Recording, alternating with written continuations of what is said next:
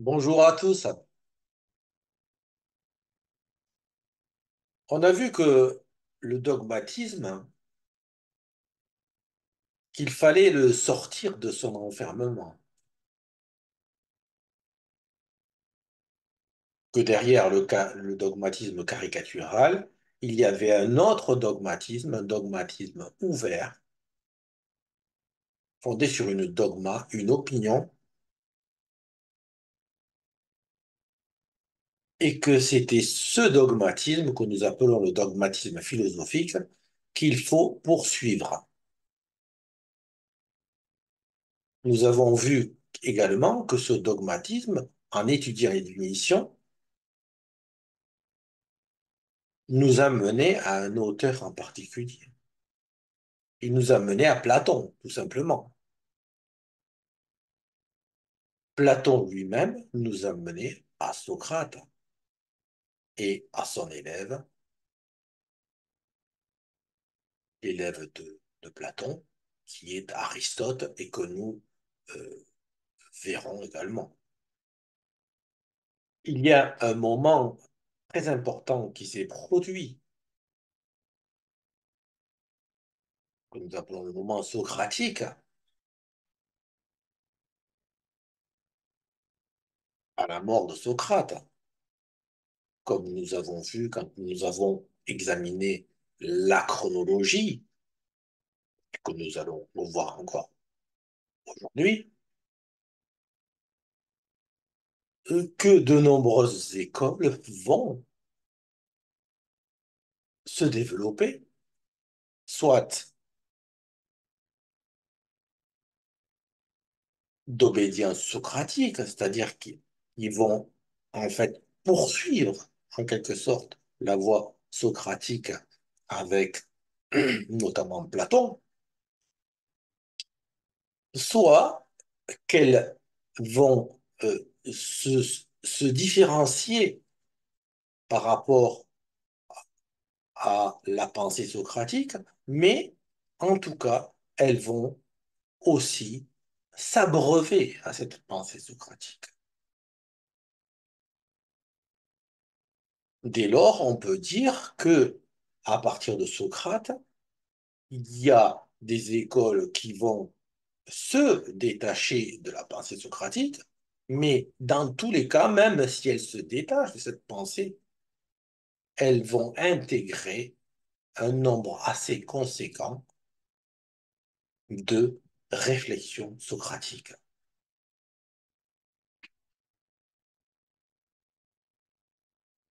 Dès lors, on peut dire que, à partir de Socrate, il y a vraiment une influence socratique qui va se produire et se répandre dans, chez tous les philosophes et que l'on retrouve aujourd'hui dans le monde contemporain de nos jours, qui est encore tout à fait, cette pensée socratique, elle est tout à fait vivante encore.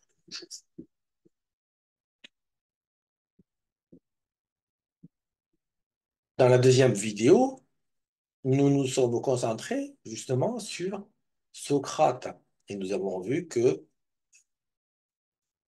la pensée occidentale, l'héritage occidental, en a fait le premier philosophe ou le père de la philosophie. Puisque avec Platon et Aristote, bon, on peut dire que nous avons là un socle tout à fait fondamental. Et que cette démarche, en fait, à partir d'une rencontre aussi qui s'est faite avec l'oracle de Delphes, puisque un ami qui euh, va voir l'oracle de Delphes lui demande quel est le plus sage des hommes, et l'oracle de Delphes lui répond que le plus sage des hommes, c'est Socrate. Donc cela, évidemment, ça va donner lieu à un cheminement, à une mise en mouvement de Socrate, un questionnement assez profond que nous verrons plus tard avec l'apologie de Socrate. Nous avons vu aussi dans la deuxième vidéo que il y avait cette voie socratique, le, le signe divin, c'est-à-dire que la question de la spiritualité, d'une dimension en fait intangible, est attestée et elle est tout à fait acceptée euh, dans la démarche socratique. Cependant, le dogme socratique n'est pas un dogme au sens euh, intransigeant et fermé. C'est une réflexion qu'il va engager, qui va le conduire à examiner sans cesse, donc c'est-à-dire à dialoguer, être toujours dans le dialogue. Et surtout, il va devoir admettre une forme d'aporie dans sa réflexion. C'est-à-dire que la base socratique est de se rendre compte que la vérité absolue, même si elle l'est, personne ne la connaît en tant que telle. Par contre, elle permet de défaire toutes les fausses vérités. Nous verrons toutes ces choses assez en détail. Donc, cette troisième vidéo, elle va être consacrée aux écoles dont nous avons parlé dans la deuxième vidéo, d'influence qui vont être influencées par Socrate, ou qui vont être carrément euh, qui vont suivre carrément l'enseignement de Socrate, comme par exemple l'école de Platon, et de voir que toutes ces écoles, leurs fondateurs, ont à un moment donné rencontré Socrate, ou l'enseignement de Socrate, d'une manière ou d'une autre, et que même s'ils ne fondent pas une école proprement socratique, un peu comme Platon le fera, il revendiquera assez clairement dans ses écrits, qui sont presque tous des dialogues où Socrate est l'auteur principal et le- l'acteur principal. Ils seront néanmoins influencés fortement par l'avènement socratique, ce que nous avons appelé l'avènement socratique. Et peut-être même découvrirons-nous que c'est cet avènement socratique qui va leur permettre de euh, se différencier, de trouver leur véritable place, leur véritable positionnement par rapport au, au vrai but de la philosophie, c'est-à-dire la question de l'absolu. Et nous découvrirons certainement que le dogme, et par conséquent le dogmatisme philosophique, est fortement lié à la quête d'absolu. Et que la véritable philosophie ne peut ignorer l'absolu. Dans cette vidéo, donc, nous allons tout simplement voir les écoles, donc, à partir de Socrate, qui sont d'obédience socratique, comme nous disons, ou fortement influencées par Socrate, Et bien sûr,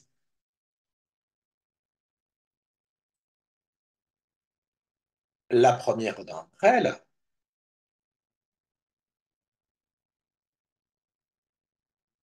que nous voyons ici,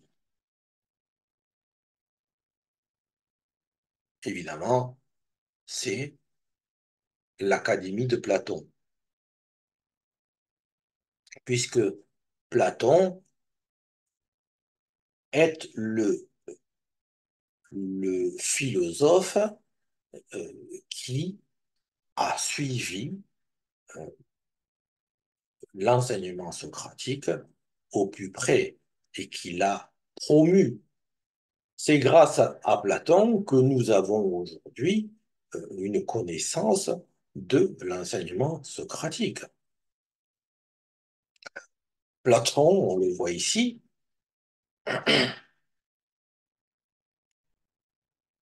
donc Platon, né en 428, 427 avant Jésus-Christ, et mort en 348 à Athènes, est un philosophe antique de la Grèce classique. La rencontre entre Platon et Socrate, à 20 ans, vers 407, Platon fut mis en relation avec Socrate. Dès lors, Platon se passionne dès lors pour la morale et adopte l'art socratique d'interroger et de philosopher la dialectique. Donc on voit que Platon rencontre Socrate et que sa rencontre avec Socrate va déterminer complètement le, le-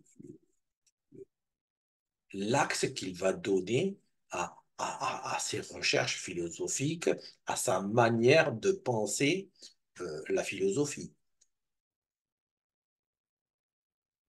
Platon est le disciple de Socrate durant 9 ans, de 407 à la mort du maître en 399.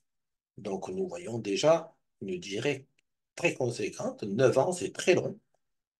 Et nous voyons que euh, jusqu'à la mort du maître, c'est-à-dire que il a suivi autant qu'il a pu son maître Socrate. Ici, on a encore, donc, Platon fut le disciple de Socrate, donc, et on voit ici que il est rappelé encore une fois qu'il fréquenta donc Socrate pendant 8 ou 9 ans. La question de la place que prend Socrate dans l'œuvre de Platon, à mon sens, est incontestable. Elle est vraiment euh, d'une très grande importance et elle est incontestable par le fait même des dialogues de Platon. C'est-à-dire que pratiquement tous les dialogues de Platon, tous les livres de Platon, en fait, sauf les lois et le sophiste, comme c'est marqué ici, mettent en scène Socrate. C'est-à-dire que Platon a construit une œuvre, pratiquement une œuvre, pour son maître. C'est-à-dire que, en hommage à son maître, une sorte d'hommage à son maître. C'est-à-dire qu'il a construit toute son œuvre autour de Socrate, qu'il fait parler, qu'il fait vivre et à qui il permet de continuer de vivre, de continuer de répandre les idées socratiques. Donc on a ici le rappel aussi, hein, donc, du vivant de Socrate, tous les disciples du cercle socratique venus de tous les points de l'horizon philosophique, communiaient non pas dans l'acception d'une doctrine philosophique, mais dans une sorte de culte sentimental à l'égard du caractère du maître, dans la confiance en sa direction spirituelle. Donc, on a encore une fois ici établi un lien entre la spiritualité et la question philosophique. Bon, cela est important. On le verra par la suite, comment développer cette réflexion.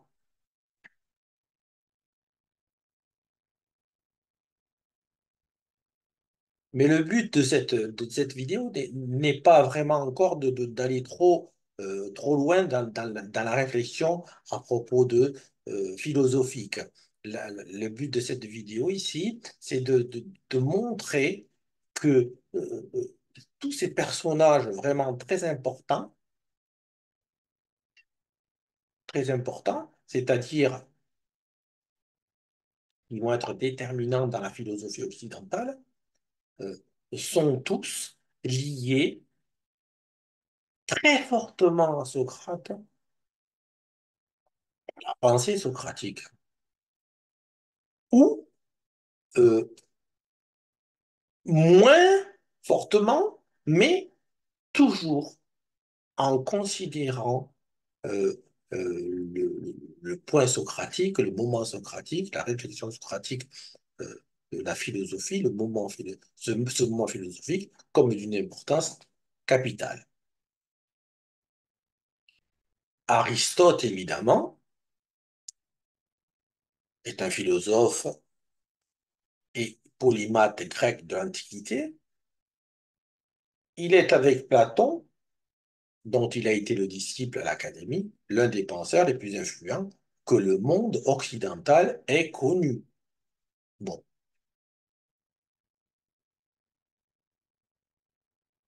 je serais plutôt d'avis de dire que c'est le plus influent. Socrate, Platon et Aristote, même aujourd'hui, ils sont largement les philosophes les plus importants du monde occidental, même malgré tous les philosophes qui sont venus, évidemment, à leur suite. Il est, à mon avis, indéniable que Aristote soit un, euh, un penseur socratique, un penseur qui a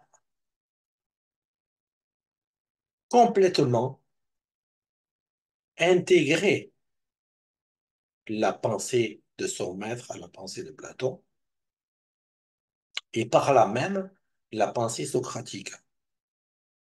Ce qui ne veut pas dire que par certains égards, il s'en détache et qu'il est lui-même, évidemment, dans sa pensée, ses propres réflexions. Mais il faut dire que Aristote reste un- un- le, le- le plus platonicien, je dirais, de tous les platoniciens. C'est-à-dire, c'est celui qui euh, est, malgré tout, quoi qu'on en dise, euh, le plus à même de porter la réflexion de Platon, de porter la réflexion de Socrate, plus que tout autre. Et ça, on le voit très clairement quand on voit très simplement, comme c'est dit ici, vers 367, à l'âge de 17 ans. Il faut bien se rendre compte ce que ça veut dire. Quelqu'un qui arrive à 17 ans, il est admis à l'Académie de Platon et il y reste 20 ans.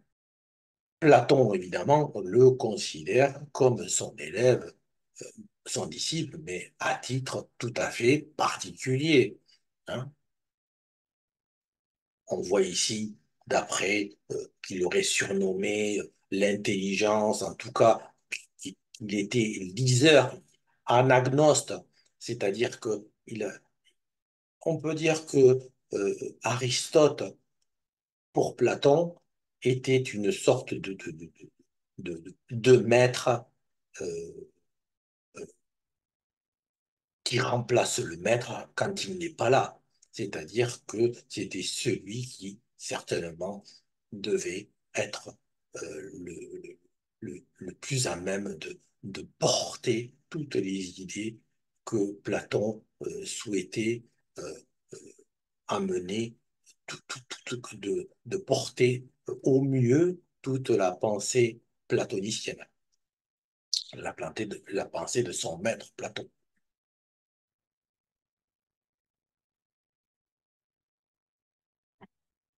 Donc on peut dire que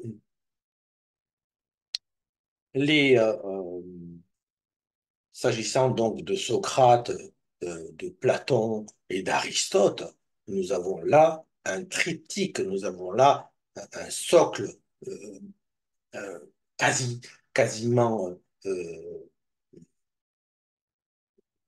fermé, dans le sens où où il fonctionne comme une sorte de triangulation et qui fonctionne comme une triangulation où il y aurait Socrate à la base et sur les côtés, il y aurait Platon, Platon qui suivrait cette vérité ontologique et sur l'autre côté du triangle, ce serait Aristote qui lui porterait une vérité épistémologique. Et évidemment, les trois réunis, euh, la triangulation est optimale. Mais nous verrons cela plus tard. Mais déjà, il est important de prendre en considération que le rapport qu'il y a entre Socrate, Platon et Aristote est vraiment fondamental et se détache en fait de toutes les autres écoles en ce sens. Aristote, il fera aussi, il faut quand même le citer, il créera sa propre école, évidemment. C'est le lycée. Entre Socrate, Platon, Aristote, on voit une base socratique et qui est partagée et qui va être, on peut dire, suivie, c'est-à-dire réinterprétée, réinvestie à travers des cours, à travers un enseignement. L'école principale, donc, qui suit l'enseignement de Socrate, c'est l'académie. Et ensuite, nous aurons évidemment l'école qui est créée après celle euh, de, de, de, de, de Platon, c'est le lycée par Aristote. On peut dire que ces écoles sont vraiment le fondement euh, de- du, du triptyque euh, Socrate, euh, Platon, Aristote.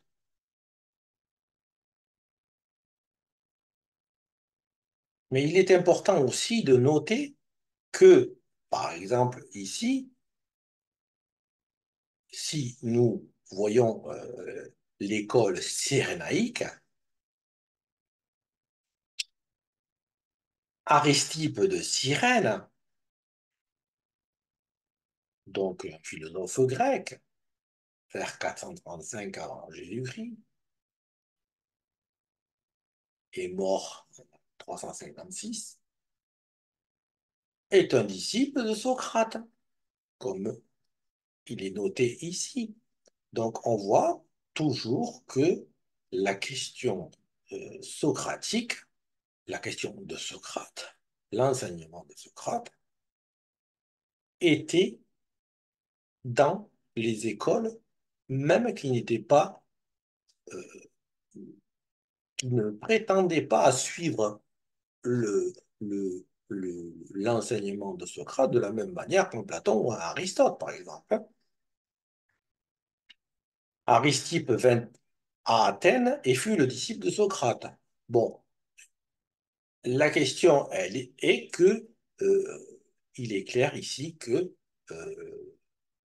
l'école cyrénaïque, l'école fondée par Aristippe de Cyrène, est aussi, d'une manière, d'une certaine manière, donc, euh, euh, euh, dans cette tendance socratique, dans cette nouvelle tendance philosophique, dans ce nouveau mouvement philosophique, euh, autour de Socrate.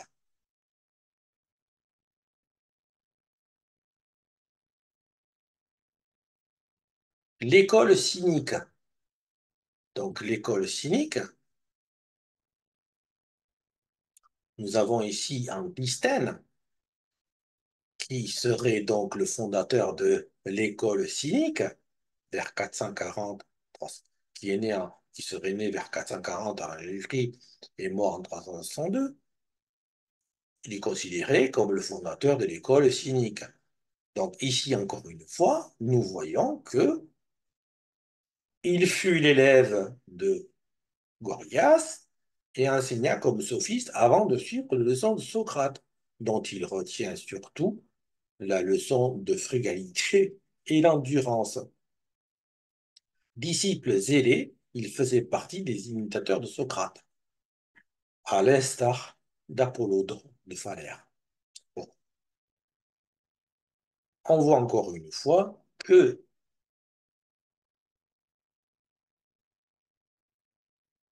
ces fondateurs d'école ont suivi les leçons de Socrate, s'intéressent à la pensée socratique et sont dans ce mouvement socratique, même s'ils ne le suivront pas, encore une fois, comme un Platon ou éventuellement un Aristote. Ensuite, nous voyons l'école de Pyrrhon, et là encore une fois, on constate que Pyrrhon d'Élys est un philosophe sceptique originaire d'Élys, ville provinciale du nord-ouest du Péloponnèse. Bon, Pyrrhon, qui serait né donc en 365 et mort en 275, nous voyons qu'il fut l'élève d'Euclide de Mégare, puis d'Axanarque. Bon, Euclide de Mégare, encore une fois, donc, était un philosophe, je l'ai noté là, de la Grèce antique, de l'école socratique. Voilà, encore une fois, nous voyons Socrate, la pensée socratique, d'une manière ou d'une autre, elle influence tous ses penseurs.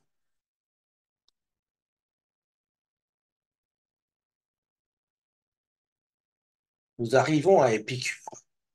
Épicure aussi, donc, qui a fondé aussi l'école, les jardins d'Épicure. C'est un philosophe grec, né à la fin de l'année 342 avant Jésus-Christ, bon, mort en 270. Il est le fondateur, en 306 avant Jésus-Christ, de l'épicurisme, l'une des plus importantes écoles philosophiques de l'Antiquité. Alors, s'agissant d'Épicure, il y a aussi des liens avec Socrate. La vocation de la philosophie lui vient très tôt. À 14 ans, Épicure, selon le témoignage de Diogène Laërce, quand, à la lecture d'Hésiode, il demande à son maître d'où vient le chaos primordial, d'où toutes choses sortent, que décrit le poète dans sa théogonie, les réponses de son maître ne le satisfaisant pas, il décide de philosopher seul et sans guide, en autodidacte. Mais on voit ici qu'il reçoit pourtant les leçons de plusieurs maîtres, dont Pamphile. Et enfin, nous arrivons à une école aussi qui est très importante. C'est l'école donc du portique, l'école des stoïciens, avec un philosophe qui s'appelle Zénon de Kition. né vers 334 avant Jésus-Christ et mort en 262.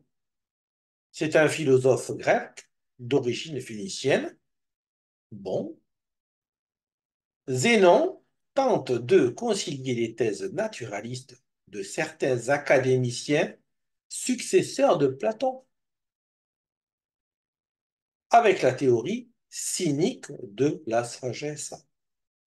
Donc, il pose ainsi les bases d'un système matérialiste, moniste et déterministe dont le rayonnement est considérable. Donc, nous voyons encore une fois Zénon de Kition, comme les autres, baigne aussi dans les réflexions des académiciens successeurs de Platon. C'est-à-dire, on rejoint encore une fois le Socrate Platon.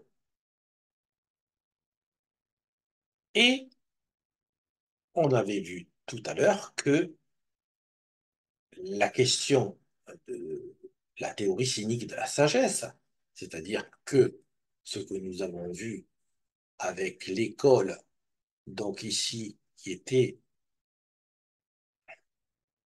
l'école fondée par Antisthène, que lui aussi était un des imitateurs de Socrate. Donc nous voyons que d'une manière ou d'une autre,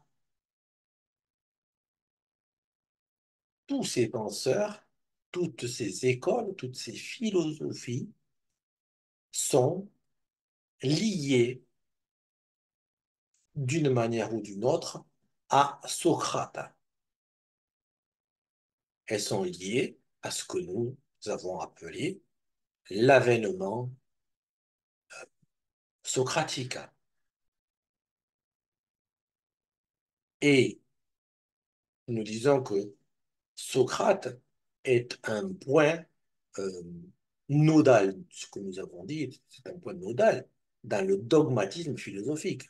Il est en quelque sorte, on peut dire, en quelque sorte, le fondateur du dogmatisme philosophique. Et justement, les écoles qui vont se détacher de ce dogmatisme philosophique, c'est-à-dire prendre de la distance, mais tout en s'imprégnant. On s'imprègne de Socrate, on s'imprègne de Platon, on s'imprègne de la pensée en fait euh, socratique et, et, et de Platon, mais on prend aussi des distances. Il est possible qu'on prenne des distances. Et comme on le verra, cette prise de distance avec la philosophie dogmatique, là, euh, là où on la conçoit comme étant la plus éloignée, comme on le verra, est la position euh, de, de, de Pyrrhon, la position euh, sceptique, ce qui fera dire à Sextus Empiricus, euh, comme on le verra plus tard, que la philosophie antique se divise en deux philosophies, deux types de philosophes, les philosophes dogmatiques d'un côté et les philosophes sceptiques de l'autre.